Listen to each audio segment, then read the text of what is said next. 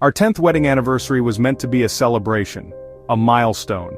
I planned a quiet dinner at the restaurant where we had our first date wearing the dress he loved. I felt nostalgic, grateful for our home, our children, our decade together. I believed our marriage was unbreakable, but when he walked in, everything felt wrong. No smile, no warmth, just a heavy silence. My excitement turned to dread. He finally spoke, not with love, but with a confession. He'd been having an affair for months.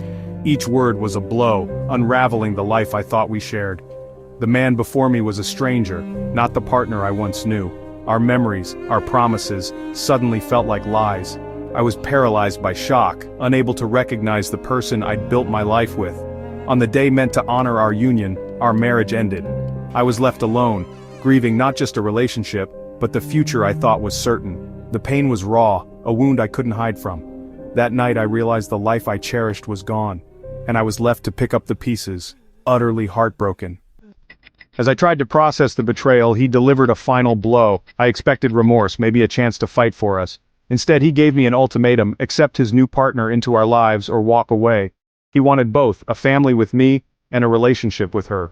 My role, he said, was to adapt. He wasn't asking for forgiveness, but demanding my compliance. I was being asked to accept my own betrayal to share my husband. The choice was between losing my dignity or losing everything I'd known.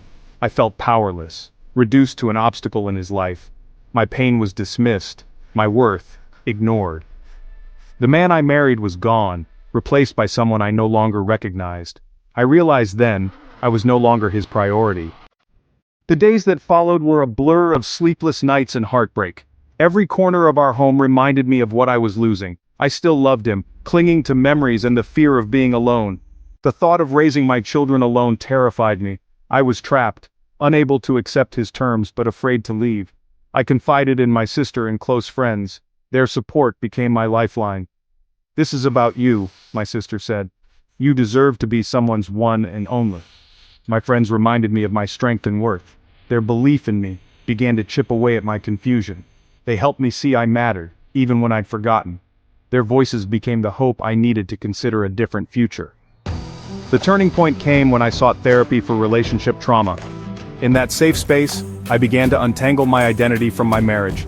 My therapist helped me see his ultimatum wasn't about my worth, but his own failings. I learned to set boundaries and grieve the future I'd lost. Journaling became my outlet for pain and anger. Healing was slow, but clarity grew with each step. I rediscovered self-care. Long walks, old hobbies, exercise. These acts reminded me I mattered. The more I invested in myself, the clearer the answer became. Staying would mean teaching my children to accept betrayal.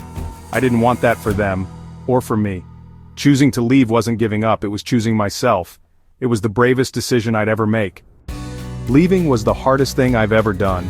There were lawyers, tough conversations, and the pain of dividing a life. But with every step away, I felt lighter. Our new home was smaller, but filled with peace and honesty. I learned to be self-reliant, discovering strength I never knew I had.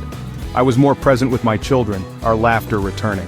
I rebuilt my support system and eventually found love again, with someone who valued respect and kindness. Heartbreak taught me I can't control others, but I can choose my response. Today I'm defined not by loss but by courage, healing, and the life I've built. I have found peace, joy, and most importantly, myself.